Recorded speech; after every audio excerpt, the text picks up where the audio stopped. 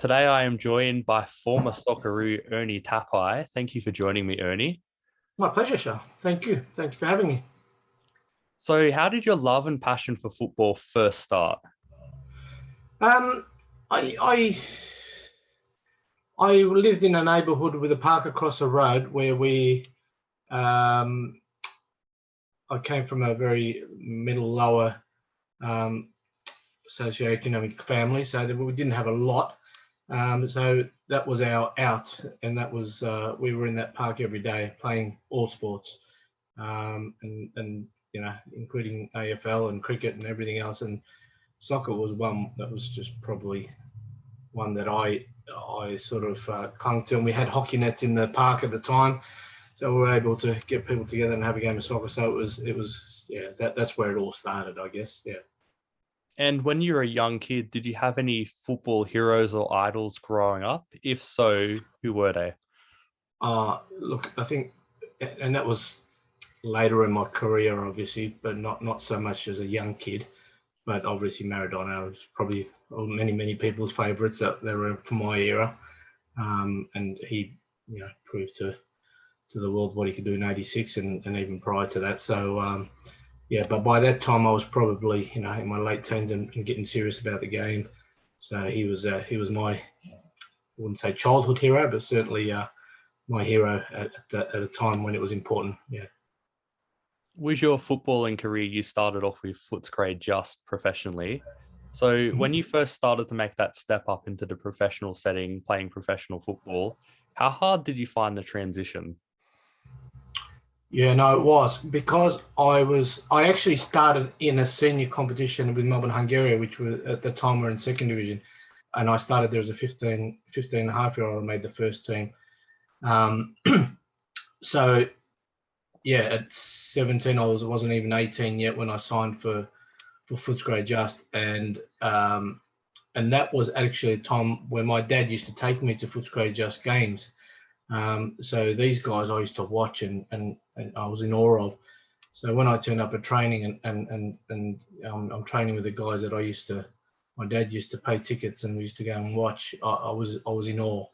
And the pace of the game wasn't too bad because when I went there, we had what they used to have the preseason Buffalo Cup.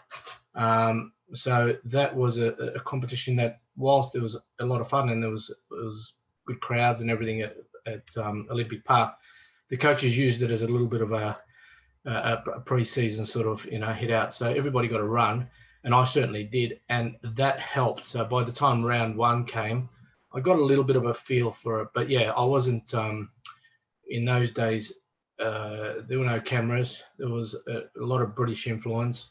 There was a lot of things going off the ball, and I was a stickly 17-year-old who was getting knocked about quite a bit, and I had to learn that side of the game in particular. The rest was okay, my fitness was good and everything else, but that side of the game I had to learn to man up real quick.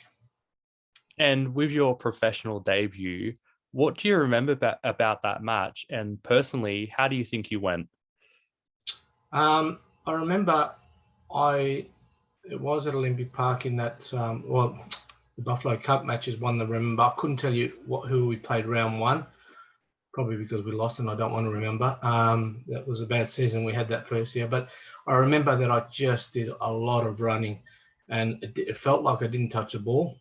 But I was so keen to show my worth that I compensated in just chasing everyone and anything, and often go one side of the park to the other and just chase where, in a normal setup and later in my career, you would just sort of zone. You wouldn't run from one fullback to the other and chase him down and then go across the park again. So I remember doing a lot of running thinking, whoa, this is more than I would normally do, as fit as I was. Yeah.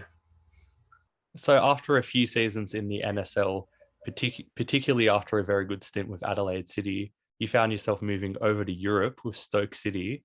So just firstly, how did that move come about?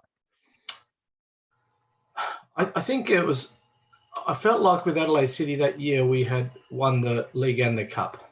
And there was always in between, a few years previous to that, I went and trialled in Belgium and was offered a contract at the same time that Frank Farino and Vlado Bozanowski were there as a 21-year-old.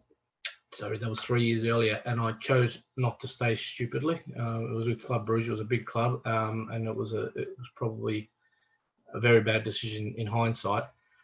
So there was always, I wouldn't say an opportunity, but there was always people hanging on, promising they could get you a trial or do this or do that. And I felt like that year when we won the league and cup double with Adelaide City, that I was ready for another challenge. By that time, I was 24 years old. I had just gotten married. And I thought, you know what? And I'd played quite a few games for Australia by that time.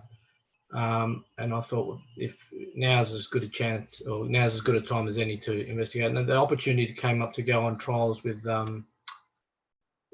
Stoke City, and that worked out well. So I went back. Yeah. During your time with Stoke, though, unfortunately, you didn't get too many opportunities. Considering you went all the way across the world, and as you said, you had appearances for the Socceroos, just how hard was it for you personally to keep yourself motivated, considering they weren't really giving you much of a chance? Well, my biggest problem there was that when I got there, they had already, they were almost starting the season. So they'd done their pre-season. And then I came back to Australia, and there was a bit of to and fro wrangling with Adelaide City with regards to money and transfer fee. And so by the time I got there, the season had already started. And then when I got there, then I couldn't get a work permit because the FA had said that, you know, playing for Australia 20 times wasn't like playing for Italy 20 times. And so I was, you know, and so there was a lot of backlash in terms of they didn't want me to get a work permit because they said that, you know, I was taking the spot of a local. And I understand the theory behind that. So I reckon it was probably 4 or 5 months before I got a work permit. Until then, I could play in the reserve grade, but they wouldn't allow me to play a first team. And then by the time I did get my work permit, we were into the new year. The team was on top of the table. The players were, you know, fully fit, and we had a very, very good squad. So yeah, it was always going to be difficult. But I had a 2-year contract there, and my second year we went on to Africa, to Tanzania for pre-season, and I was part of the setup, and I was told by Lumikari at the time that I was going to be part of the starting 11. You know, providing I did all the right things and played at what he thought I could. By that time, because Stoke had been promoted from the second division to the first division, and by that time I got the offer to go to Portugal, and that was in their Premier League, so to speak. So I thought, you know what, there was a little bit of, while Stoke was a big club and a great club, and you know, I learnt a lot from being there, and it toughened me up. I wanted to play at a pace that was a little bit more controlled football and a little bit more possession football, and I thought that Portugal would give me that opportunity. So that was my move. Speaking of Portugal, when you first sort of went over there, firstly on the football, how did you enjoy the style and play of football in the Portuguese league? Well, it was very, very different to the English league. You know, it was based on possession more so than the English football, obviously, or certainly in the second division English football. But I was in for a rude shock because Estoril, where I went to, was really a second or third division club playing the first division. So the facilities were not great. In fact, they were below par. We had better facilities in Australia, quite frankly. Yeah. So they were very average facilities.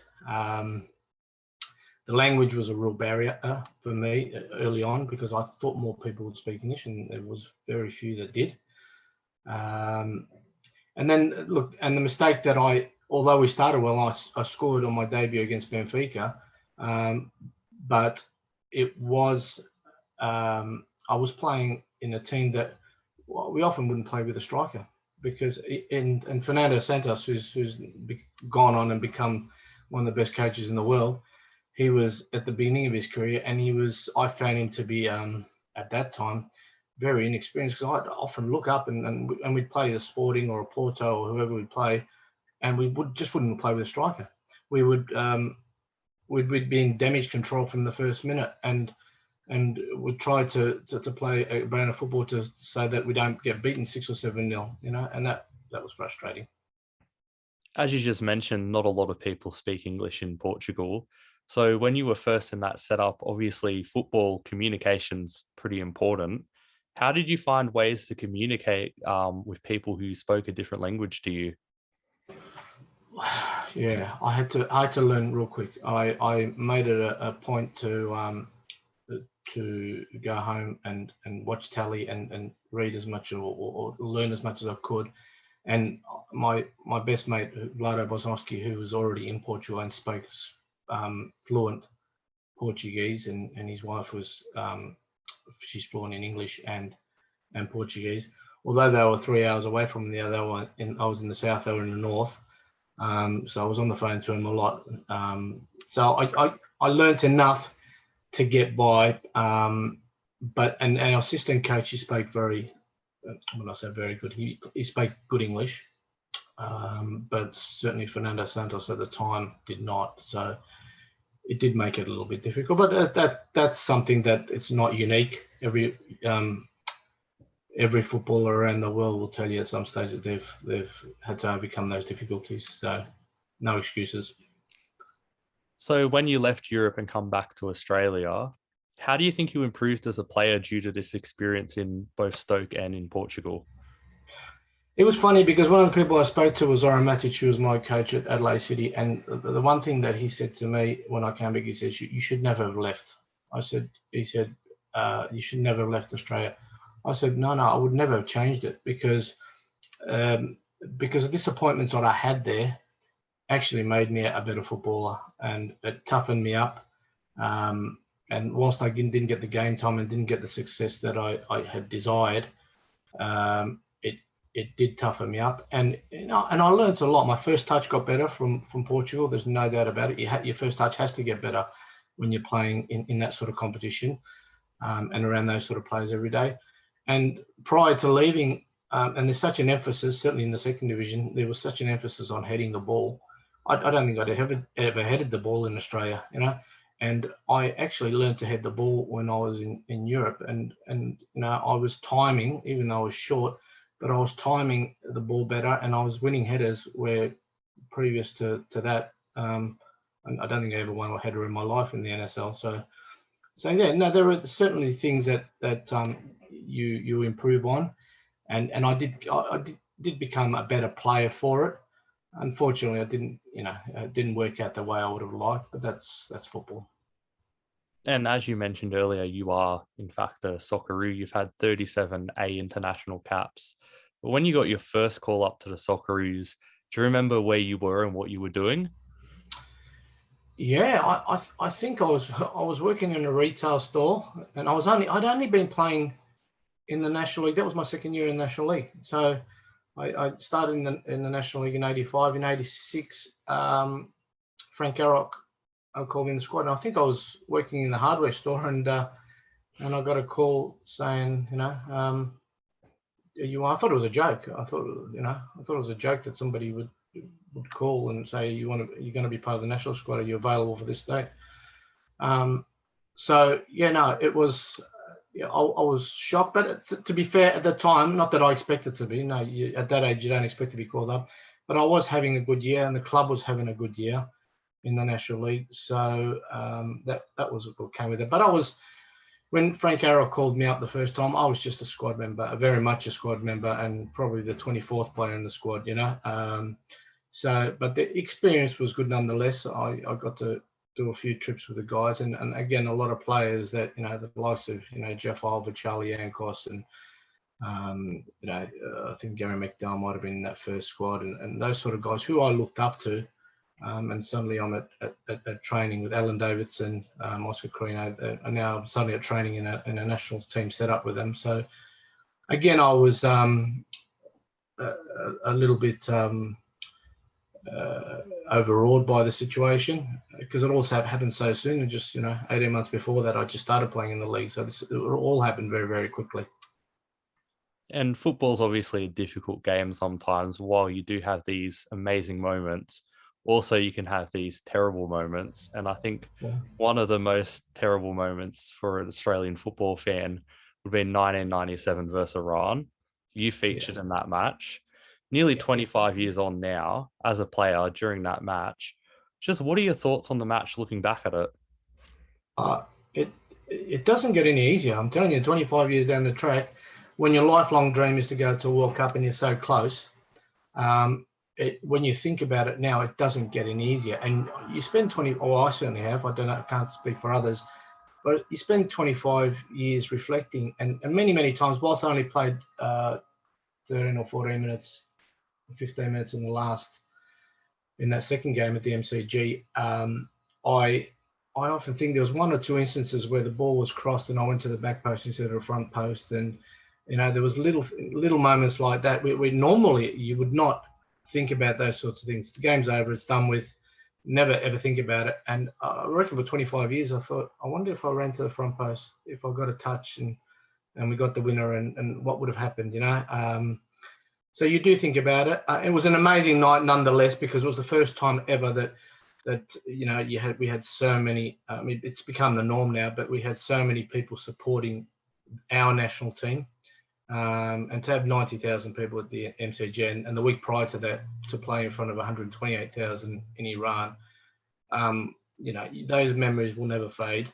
An awesome night, and probably more so than the game, even than to before the game, to sing the national anthem with everyone in the stadium. It just gives me chills down my spine now as we speak, And being involved in those big matches in the lead up, do you have any sort of pre-match rituals or superstitions you go through, or do you kind of just go with it?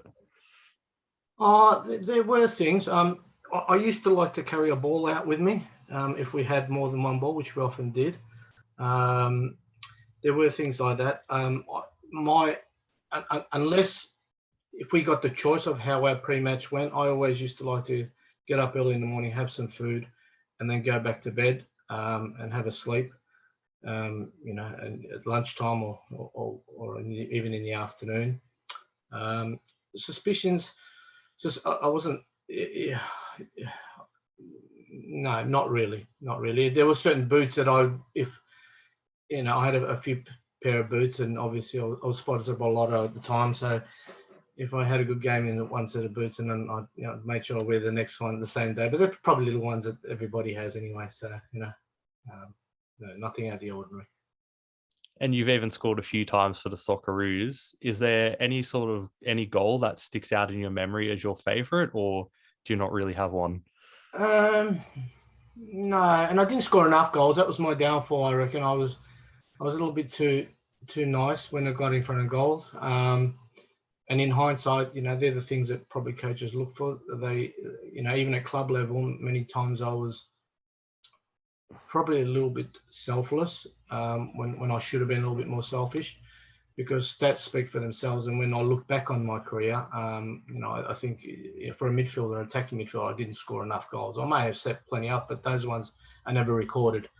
So yeah, the ones I think I scored against Croatia, that was because I had it.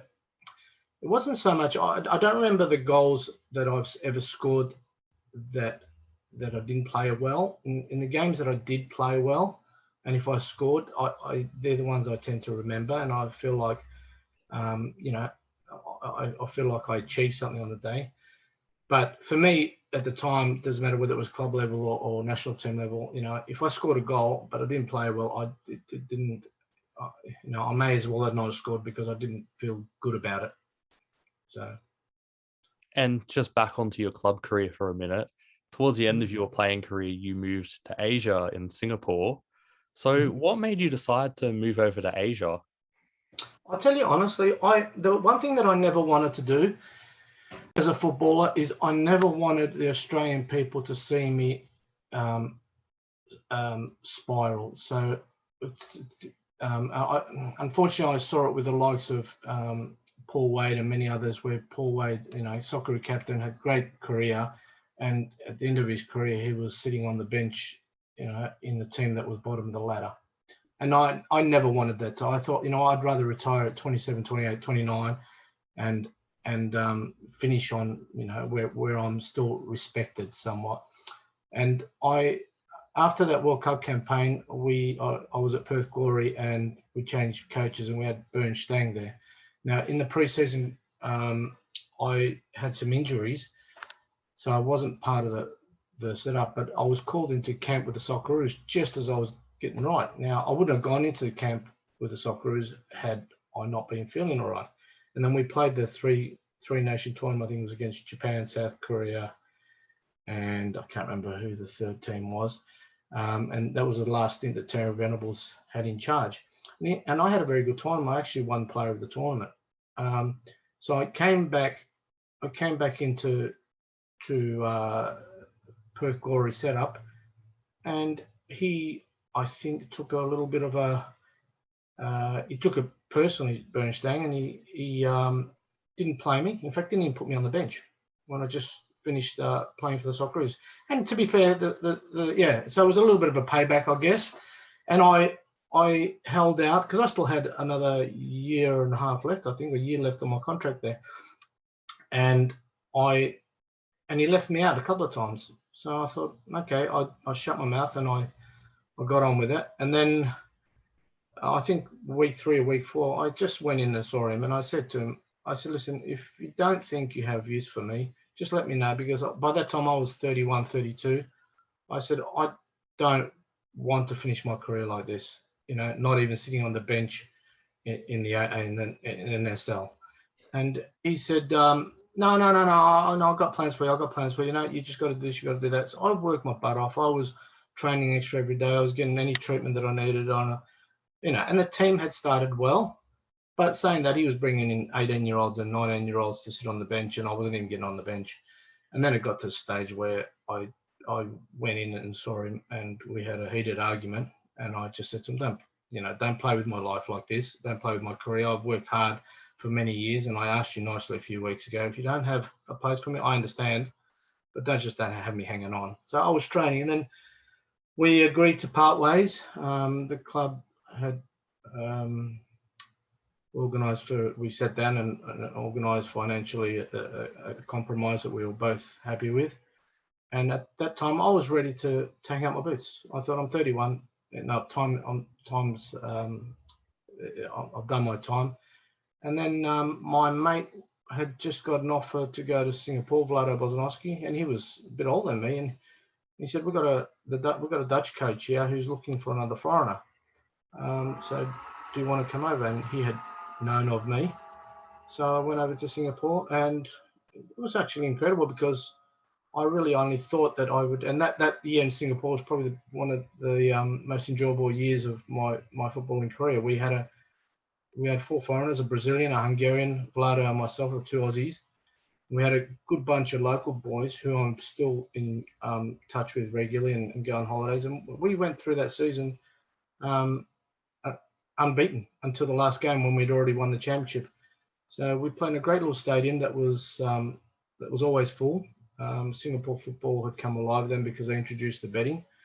So every Singaporean was at every game betting, and we didn't lose a game, and we had a great team and great success, and we lived like kings. And at the tail end of your career, when you're 32 or so, you wouldn't think you'd end up there. And I ended up doing 3 years in Singapore, so it was quite enjoyable. When you first moved over to Singapore, did you feel like there was a weight lifted off your shoulders and you could just enjoy football again? I did. Yeah, I did, because I always, being a Socceroo, I always felt like, as I sort of touched on before, that I have to be at my very best all the time, because I've got like any Socceroo's got a reputation to uphold. So the minute you play a bad game, you're judged, all right, because you're a Socceroo. So I went there. Yeah, I went there to play freely, and I did play freely because nobody knew. The supporters didn't know me from Barasat. I was just an Aussie, and I just enjoyed my football and really did. And we played a good brand of football, and it wasn't kick and run because, you know, Singapore's 32 degrees every day, even at nights when we're playing. So you have to play a possession-based football. And we had a great surface, and we had a good team that played possession-based football. Thoroughly enjoyed it. Had an absolute ball there, in particular that first year where we did so well. And as someone who featured a lot in the NSL, such as yourself, what are your thoughts on what the A-League is doing nowadays? Do you see it as a good thing, or do you see it as potentially going down the path that the NSL did? I think that when the A-League started, I think they did an amazing job. Yeah, I really do. And when I say an amazing job, you turned on the telly and you couldn't go half an hour without having an ad on the telly, knowing who was playing who, and it was all drummed up. And they did that ever so well. And I know Melbourne Victory games were locked out. There was 5 or 10,000 people locked out before games, and the scenario was probably the same in places like Adelaide and some other places. So they did an amazing job, amazing circumstances for the players to play fully professional summer soccer in stadiums that were full. That was, unheard of 15 years prior, But I think they went cold on that, the marketing side of it. I mean, I'm like most people. Whilst I'm not on every day, I'm interested to see what's going on. And often I couldn't tell you when the game is on, And we had this discussion with somebody the other day. I said to him, you know what, you got the AFL, you got KFC, you got McDonald's, and you got all these big Coca-Cola who still are in your face, advertising and marketing their brand on a daily basis, where they don't have to. They're Coca-Cola in particular, and those sorts of things. So I think that it comes back to that. I think you have to continue to rebrand yourself. I mean, I often talk about the AFL, for example. You've got the Carlton Collingwood game. Well, those games they're always a full house. All right. And the only reason they're a full house is they pump it up to be more than it is. And often those two teams are struggling on the bottom of the table. So when they talk about soccer, you have to have success to have, big crowds. That's nonsense. That's nonsense. I think you have to market the product constantly and market your players so they become, household names to want to have people come through the gates. That's my view on it anyway. That was a very good answer. I can't say I disagree with any points there. Finally, you personally have had an amazing football career, but looking back on it now, about 20 years after it's finished, is there a moment or any particular moments that stick out to you as your favorite? If so, what are they? Oh, there's a few. I mean, the experience of the MCG against Iran is unbelievable.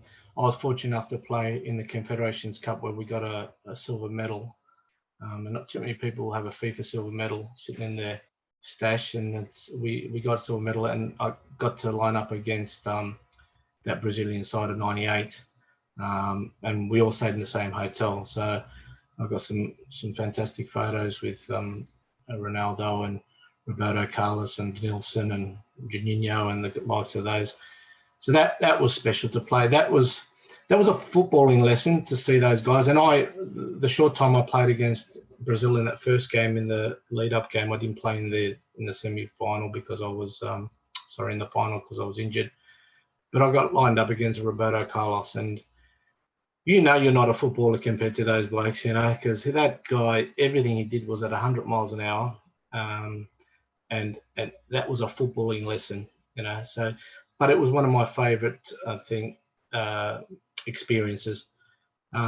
Look, every time I ever got to sing the national anthem before, it doesn't matter who I played against. And unfortunately, in the early days, we didn't get to play a lot of A internationals. So I think we got 17 or 18 times where we played against the likes of Dinamo Zagreb or Hajduk Split or Gothenburg or someone like that. But they still played the national anthem. And they were always special. So to put on a green and gold Guernsey, and when I watch the Olympics now or I watch an event and they play the Australian national anthem, I still get goosebumps, and it reminds me of fantastic times. But so anytime we're in the green and gold, and they're playing, I played against Gary Lineker in his last game against England. That was that was at Sydney Football Stadium. That was a full house, and we lost that game 1-0 to an own goal. That was special because we were growing up. We watched the English Premier League, and to finally get to play against these guys, and I played almost 90 minutes there against Stuart Pearce, and he was up on the left-hand side, and that was special as well. So yeah, I swapped shirts with most of those A internationals, and those, I pull, or I don't, but the kids pull them out every now and then, and I can, it's like a song that you remember from 20 years ago. You remember where you were, and it's a little bit like that. So it's special. Well, thank you so much for joining me today, Ernie. It's been an absolute pleasure. My pleasure. Thank you very much. Hope everything is well, and thank you for the opportunity. Thank you for watching. This video is sponsored by Arrow Sport. Go to the link in the description, and the friendly team at Arrow Sport will help you create your own football dream jersey. Whether it's starting from scratch or using one of their many templates on their website, creating a jersey with Arrow Sports is easy, and prices start from just $50. Go to www.arrowsport.com.au and make your football kit dreams become a reality.